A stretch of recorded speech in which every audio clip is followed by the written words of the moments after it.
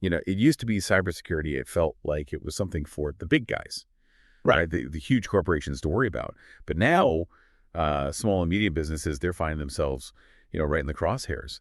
And a lot of these SMBs, they're operating with, they just don't have the same level of defenses, and yet they've got all this valuable data.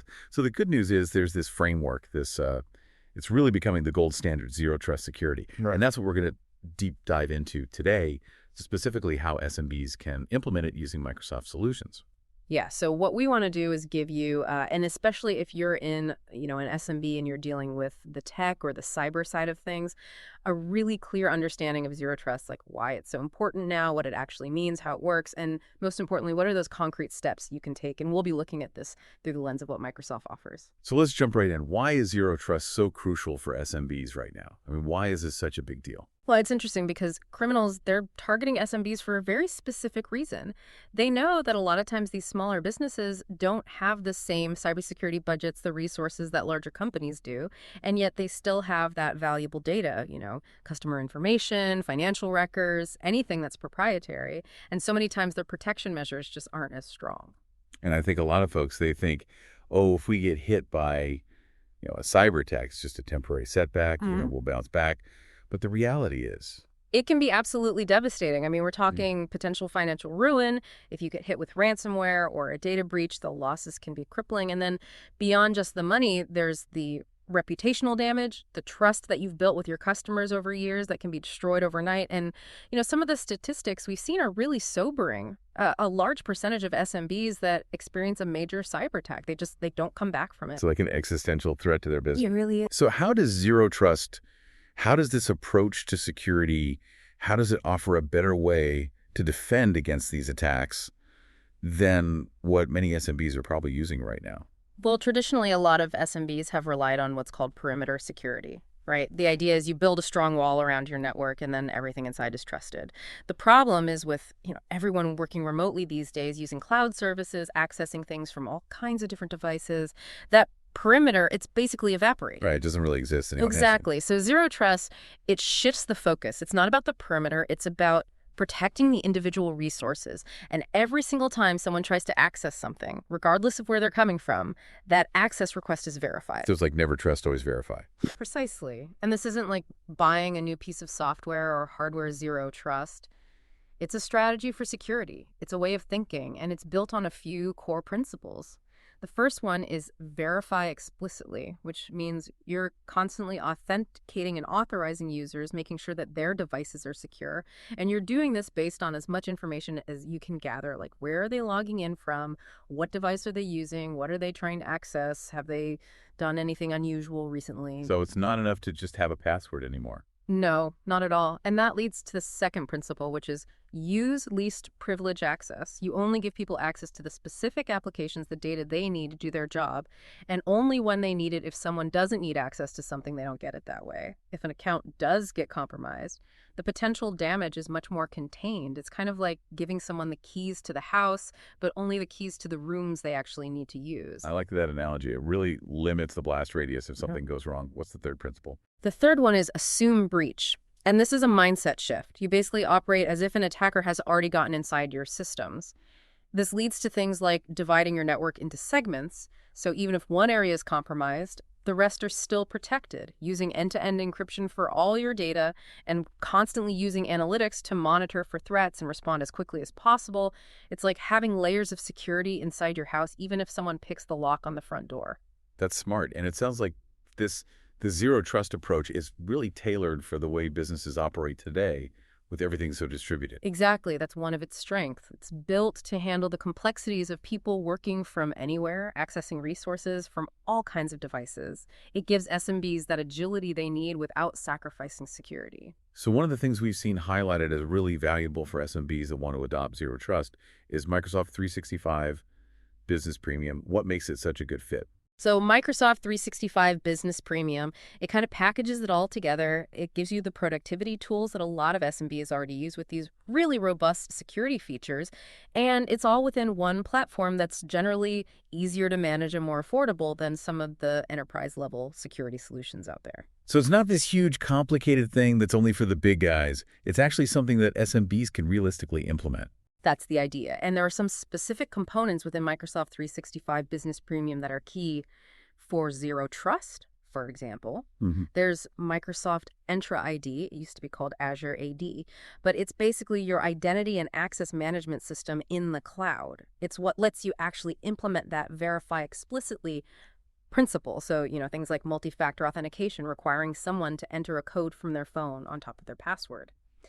Entra ID makes that really easy to set up. It also lets you do conditional access, which is super powerful. You can set policies that basically analyze the risk of each login attempt. Are they logging in from an unusual location? Is their device up to date with all the security patches? Are they trying to access something particularly sensitive? And based on those factors, you can block access or require additional verification steps. So it's like a smart bouncer at the door of your network saying, hey, hold on a second, we need to check a few things before we let you in. Exactly. And then you've got Microsoft Intune, which is all about device management.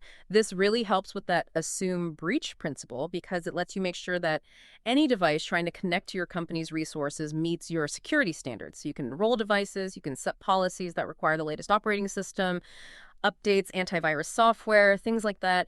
You can even prevent people from doing things like jailbreaking their phones, and then that information about the device's health, it feeds right back into those conditional access decisions we were talking about. So only devices that are compliant can get it. So you've got control over who's accessing your network. Yeah. And you've got control over the devices they're using to do it.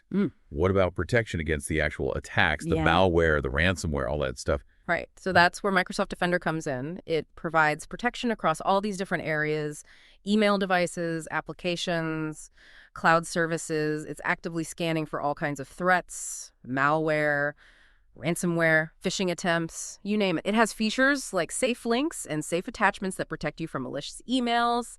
It has anti-phishing capabilities, and it has endpoint detection and response, which is basically this automated system that identifies and neutralizes threats on devices, which is a huge help for SMBs that might not have a dedicated security team watching everything all the time. So you don't have to be a security expert to benefit from these kinds of defenses. Not at all. It's designed to be manageable and effective even for smaller teams. So what are some of the concrete steps SMBs can take if they're looking at Microsoft 365 Business Premium and they want to implement zero trust? Well, a good first step is to get your identity fundamentals in order to, enable those security defaults in Entra ID. Make sure multi-factor authentication is turned on for everyone. Block those older, less secure ways of logging in, and then start creating some conditional access policies based on what makes sense for your organization's risk tolerance. You might say, hey, if someone's trying to access our financial system, they need to be on a company-managed device and connected to the Office network. To start with the basics, but don't just stop there. Keep building on that foundation. What would be the next step? Right. The next thing is get your devices enrolled in Microsoft Intune. Get those company-owned devices in there, and then establish clear rules for any personal devices that are allowed to access company data. Require encryption, strong passwords, manage which applications can be installed, and enforce those device compliance policies we were talking about, like making sure everyone's operating system is up to date. So we've got the user access squared away. We've got the device security in place. Yeah. What about the data itself?